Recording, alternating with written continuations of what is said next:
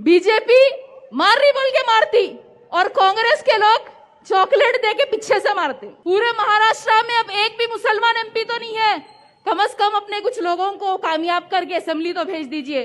कांग्रेस और दीगर पार्टीज को मुसलमान सिर्फ उनकी गुलामी करते हुए अच्छे दिखते, लीडर बनते हुए अच्छे नहीं दिखते। डर के वोट डालने वाले बोलेंगे कि बीजेपी आ जाएंगी, लिहाजा इनको वोट दे दो, इनके खजूर काफी है। और बेखौफ होकर हिम्मत और जुर्रत के साथ वोट डालने वाले बोलेंगे कि हम बीजेपी को तो कुचल देंगे, लेकिन अब किसी की गुलामी भी नहीं करेंगे, हम खुद ऐवानों में जाकर हमारा हक हासिल करेंगे।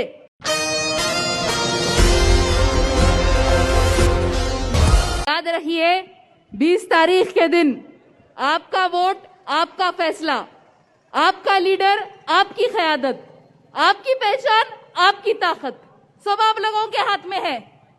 पूरे महाराष्ट्र में अब एक भी मुसलमान एमपी तो नहीं है, कम से कम अपने कुछ लोगों को कामयाब करके असेंबली तो भेज दीजिए। जहां जहां मजलिस इत्तेहादुल मुस्लिमीन के उम्मीदवार खड़े हैं, अगर वो कामयाब हो जाए तो महाराष्ट्र में दलित, मुसलमान, आदिवासी, गरीब और मराठाओं की नुमाइंदगी पे बाकी से होगी। अगर महाराष्ट्र के मुसलमान दूरअंदेशी करते हुए बेबाक होकर एक तरफा मजलिस के उम्मीदवारों को कामयाब करके अपनी क़यादत को मजबूत करेंगे तो इस इलेक्शन में हम किंग मेकर बन सकते हैं।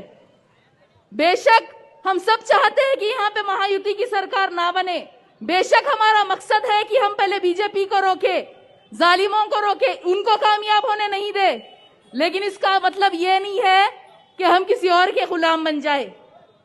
कांग्रेस और दीगर पार्टीज को मुसलमान सिर्फ उनकी गुलामी करते हुए अच्छे दिखते, लीडर बनते हुए अच्छे नहीं दिखते, इसीलिए वो मुसलमानों को ज्यादा टिकट भी नहीं देते। बीजेपी मार रही बोल के मारती और कांग्रेस के लोग चॉकलेट दे के पीछे से मारते। इफ्तार पार्टी में वो लोग टोपी पहनते, मुसलमानों को खजूर खिलाते, दरगाह पे चादर भेजते, पीछे से काम करते हैं, बात सबको समझने नहीं आती। अरे बताओ, बाबरी मस्जिद को शहीद करने वाले कौन थे? एनपीआर को किसने इंट्रोड्यूस किया था? यूएपीए को किसने सपोर्ट किया था? ट्रिपल तलाक और यूनिफॉर्म सिविल कोड पर कौन खामोश थे? अगर कर्नाटका में हिजाब बैन बीजेपी ने लाया तो हिजाब बैन को नहीं हटाने वाले कौन है? मुजफ्फरनगर दंगों के जिम्मेदार कौन थे?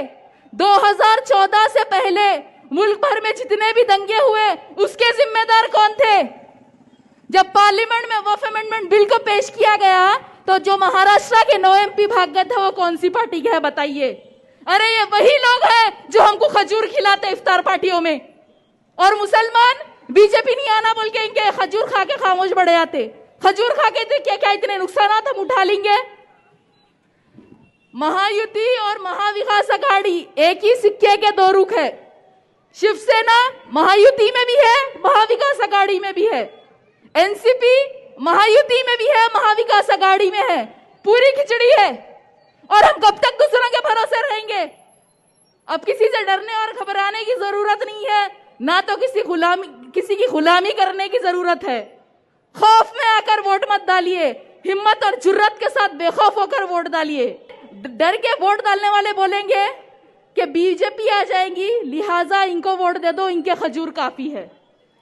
और बेखौफ होकर हिम्मत और जुर्रत के साथ वोट डालने वाले बोलेंगे कि हम बीजेपी को तो कुचल देंगे, लेकिन अब किसी की गुलामी भी नहीं करेंगे, हम खुद ऐवानों में जाकर हमारा हक हासिल करेंगे। अब बताइए, आप लोग 20 तारीख के दिन बुज़दिली का मुजाहरा करेंगे या बहादुरी का मुजाहरा करेंगे?